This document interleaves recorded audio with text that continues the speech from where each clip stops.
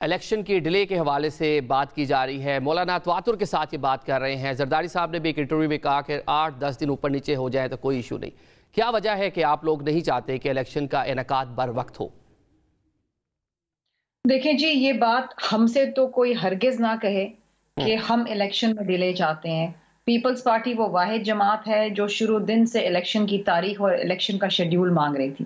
کوئی اور جماعت نہیں مانگ رہی تھی. سب کہہ رہے تھے کہ بس ٹھیک ہے جی، ہو جائے نہیں ہو جائے، کبھی سردی ہے، کبھی گرمی ہے، کبھی کچھ ہے. اور مولانا صاحب پہلے بھی کہہ رہے تھے، پہلے ان کا منطق یہ تھا کہ جی سردی ہیں، سردیوں میں الیکشن کیسے ہوں گے، حالانکہ 3 بار پہلے پاکستان کی تاریخ میں سردیوں میں الیکشنز ہو چکے ہیں. اب ظاہری بات ہے کہ جو واقعات ہو رہے ہیں دہشت گردی کے، وہ افسوسناک ہیں.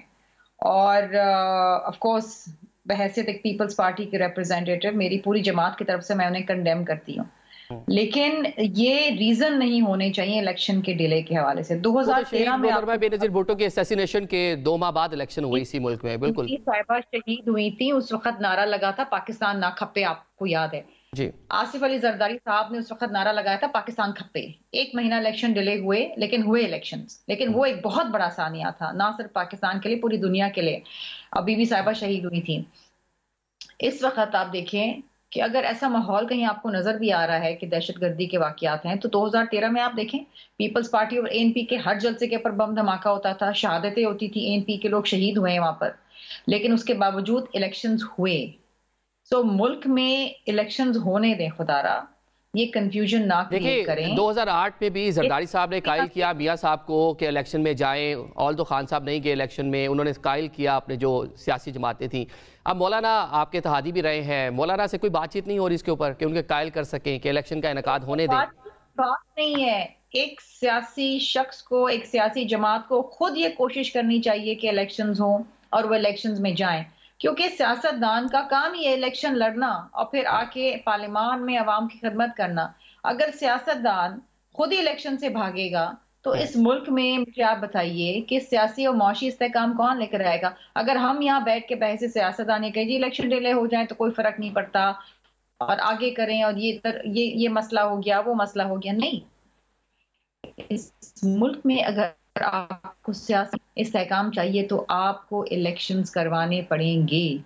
جب تک ایک کانسٹیٹیوشنلی الیکٹڈ گورنمنٹ نہیں آتی اس ملک میں یہ سیاسی بحران رہے گا، معاشی بحران رہے گا، انسٹیبلٹی ہوگی، انویسٹمنٹ نہیں آئے گی، معیشت کا پہیہ نہیں چلے گا، لوگوں کا روزگار نہیں پیدا ہوگا، غربت میں کمی نہیں آئے گی، آپ کے ایشوز آ جائیں گے، انٹرنیشنلی آپ آئسولیٹ ہو جائیں گے، IMF پیسہ روک لے گا، بہت ساری چیزیں. آپ یہ تو سوچیں، یہ کہنے سے پہلے کہ جی الیکشن ڈیلے کروا دیں، یہ کہنے سے پہلے آپ کو اس ملک کی عوام کے بارے میں سوچنا چاہیے جس ملک کی عوام آپ کو الیکٹ کر کے عوام میں بھیجتی ہے.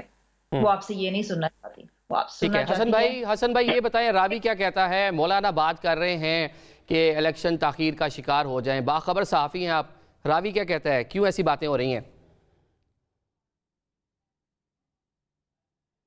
نہیں، مولانا صاحب نے ایک اپنا موقف رکھا ہے، لیکن بات یہ ہے کہ انتخابات تو ہو رہے ہیں اور جو ڈیٹ ہے 8 فروری کی، اسی پہ انشاءاللہ انتخابات ہو جائیں گے. میں ایک بات ایڈ کرنا چاہ رہا تھا کہ وہ سینیٹر ہمایوں میمن صاحب کہہ رہے تھے کہ جی وہ جو کیمراز نکلے ہیں تو آپ کے لیے بھی وہ معاملہ کلیئر نہیں. میں نے کہا تھوڑی سی کلیئرٹی کر دوں. وہ صادق سنجرانی کو تحریک انصاف نے نا ان کی مشہور زمانہ لیاقت کی وجہ سے منتخب کروانا تھا، اور آپ کو معلوم ہے کہ یہی لیاقت جو ہے یوسف رضا گیلانی صاحب جب سینٹر منتخب ہوئے تھے تو اس کے بعد اعتماد کا ووٹ لینا تھا جو چیئرمین PTI نے، تو اس کے لیے بھی یہی لیاقت استعمال ہوئی تھی. تو یہ لیاقت کا بڑا رول رہا ہے ہمارے جو ہے نا، جو ہمارے جو طاقت کے ایوانوں کے اندر، بالخصوص PTI کے دور میں. تو وہ لیاقت آج موجود نہیں ہے. وہ جو لیاقت تھی وہ لیاقت PTI وہ تمام قانون سازی اسی لیاقت سے ہوتی تھی، آپ بجا فرما رہے ہیں. وہ لیاقت بڑی کارآمد رہی ہے. ہاں، تو وہ آپ کو سمجھ آ گئی نا. تو وہ کیمریز بھی اسی لیاقت کی وجہ سے آگے تھے. تو یہ چیزیں ہوتی ہیں، لیکن اس معاملے کی کیمروں کی انہوں نے انکوائری کا حکم دیا تھا، اگر آپ کو یاد ہو. لیکن پھر اسی لیاقت کی وجہ سے وہ انکوائری کا کوئی نتیجہ نہیں نکل سکا. تو یہ اب کچھ چیزیں ایسی ہیں جو کہ وقت گزر جاتا ہے لیکن وہ بات تاریخ رقم کر جاتی ہیں. کبھی آپ ریسیونگ اینڈ پر ہوتے ہیں اور کبھی آپ زد میں آ جاتے ہیں، تو پھر بڑی تکلیف ہوتی ہے. تو بات یہ ہے کہ جیسی کرنی ویسی بھرنی. وقت گزر جاتا ہے، کسی کی سدا بادشاہی نہیں ہے. ایک ہی رنگ میں صرف اللہ کی ذات ہے. سدا بادشاہی اللہ کی ہے. آج کون اقتدار میں ہے، کل کوئی اور اقتدار میں ہوگا. پرسوں کسی اور کے پاس اقتدار ہے، لیکن ہمیشہ کا اقتدار جو رہے گا وہ ہمارے اللہ رب العزت کا ہے۔ تو بات یہ ہے کہ اس وقت بھی میں بتا رہا ہوں کہ تحریک انصاف نے کو بیسیکلی اس وقت سی بی ایمز کی ضرورت ہے، جو یہ کر گزرے ہیں 9 مئی کے حوالے سے، اس کی ریکوری چاہیے ان کو۔ اگر لڑیں گے تو دیوار کے ساتھ اب سر پھاڑنے والی بات ہے۔ جو 9 مئی میں ملوث لوگ ہیں ان کے ساتھ اظہار لا تعلقی کریں اور اپنا اعتماد جو ہے وہ حاصل کریں۔ لیول پلینگ فیلڈ ان کو کسی جگہ سے نہیں ملنی، لیول پلینگ فیلڈ ان کو جہاں سے ملنی ہے وہیں پر ان کو اپنے جو ہے نا سی بی ایمز کرنے پڑیں گے، ادروائز کر لیں جو کچھ کرنا ہے، ان کو لیول پلینگ فیلڈ نہیں ملنی۔ سینیٹر صاحب، ایک تو آئی ایم ایف کے پروگرام کے حوالے سے یہ خبریں آ رہی ہیں، وائس آف امریکہ اس پہ بات کر رہا ہے کہ پاکستان تحریک انصاف اس کی حمایت نہیں کرے گی۔ اس سے پہلے ہم نے دیکھا جب صوبائی آپ کے جو وزراء تھے خزانہ کے، تیمور جھگڑا صاحب اور پنجاب میں جو تھے، تو انہوں نے شوکت ترین صاحب کی ایک آڈیو بھی منظر عام پہ آئی تھی۔ کیوں آئی ایم ایف پروگرام کو سبوتاج کرنا چاہتے ہیں؟ آپ کو کس نے کہا ہے؟ وائس آف امریکہ اس پہ ڈیبیٹ وائس آف امریکہ تو کہتی تھی کہ عراق میں ویپنز آف میس ڈسٹرکشن بھی ہے، مطلب آپ سپورٹ کریں گے؟ نہیں، ویسے میں کہہ رہا ہوں نا، دیکھیں ہم لوگ اس کے اوپر یہ جا کے کہنا کہ جیسے باتیں ہو رہی تھی اس کا کوئی وہ نہیں ہے۔ بیرسٹر گوہر علی صاحب نے آلریڈی اس کو ٹوٹل تردید کر دیا، ایسی کوئی بات نہیں تھی، نہ ہوگی۔ موسٹ پرابلی یہ بعض لوگ ایسے ہیں کہ جو کہ چھوڑ رہے ہیں، میں بھی وہی والی بات جو جس لیاقت کی بات یہ کر رہے ہیں نا، میں اس کے بعد، لیکن وہ لیاقت بڑے انٹرسٹنگ لیاقت ہے۔ یہ وہ لیاقت، مطلب آپ بھی لیاقت کو جانتے ہیں؟ ایک منٹ، نہیں، میں حسن صاحب جانتے ہیں، میں ان کو صرف وہ تھوڑا سا ریمائنڈ کرنا چاہتا ہوں، یہ لیاقت 2018 میں نہیں آئی۔ یہ لیاقت اگر آپ اس لیاقت کو ٹریس کریں تو 160 سیٹوں کی بجائے 80 سیٹوں والی بھی لیاقت تھی، اس کے بعد جو نان پارٹی بیسز والے لیاقت تھی، اس کے بعد 1990 لیاقت علی خان سے لیاقت موجود ہے، آپ یہ کہنا چاہ رہے ہیں؟ دیکھ لینا، میں اسی کے لحاظ سے کر رہا ہوں۔ دیکھیں ہمارا پرابلم، اصل جو پرابلم ہے نا پاکستان کے جو پولیٹیکل سیناریو کے جو پرابلم ہے وہ یہی ہے کہ ہم لوگ اس لیاقت کی وجہ سے آگے پیچھے ہو رہے ہیں، لیکن ہم اپنی کوشش کی وجہ سے آگے پیچھے نہیں ہو رہے۔ اگر ہم لیاقت سے زیادہ اپنی کوشش کریں اور لیٹ سے جو لوگ کوشش کر رہے ہیں اس میں جا کے یہ کمنٹ کر دینا کہ جی آپ کے نام کے ساتھ سردار کیوں لگا ہوا ہے یا آپ کے نام کے ساتھ مومند کیوں لگا ہوا ہے، آپ قبائل سے باہر نکلے، اب یہ تو آپ مرج کر گئے ہیں تو اب آپ مومند مت لکھیں، آپ اپنے نام کے ساتھ کچھ اور رکھیں، یہ چیزیں سوٹ نہیں کرتی۔ مطلب دس ٹیلز می کہ you have a predetermined set mind. میرا نام جو مرضی ہے، میں سردار لکھتا ہوں، میں اس کا نام جو مرضی لکھتا ہوں، نواب لکھتا ہوں، میں اس میں اگر فخر کرتا ہوں اور اپنے شناختی کارڈ میں لکھا ہوا ہے تو لکھا ہوا ہے۔ I can't do that until unless آپ ایک ججمنٹ ڈالیں کہ آج کے بعد پاکستان میں جسنوں کے نام یہ تھے ان سے ان کے فیملی وہ چیزیں ہٹا دی جائیں، ان لوگوں کو کر دیں، تو پھر ہم لوگ سارے کر لیں گے۔ اس کے بعد آپ یہ بھی کہنا شروع کر دیں یہ جو گدی نشین ہوتی ہے ان سب کو بھی ختم کر دیں۔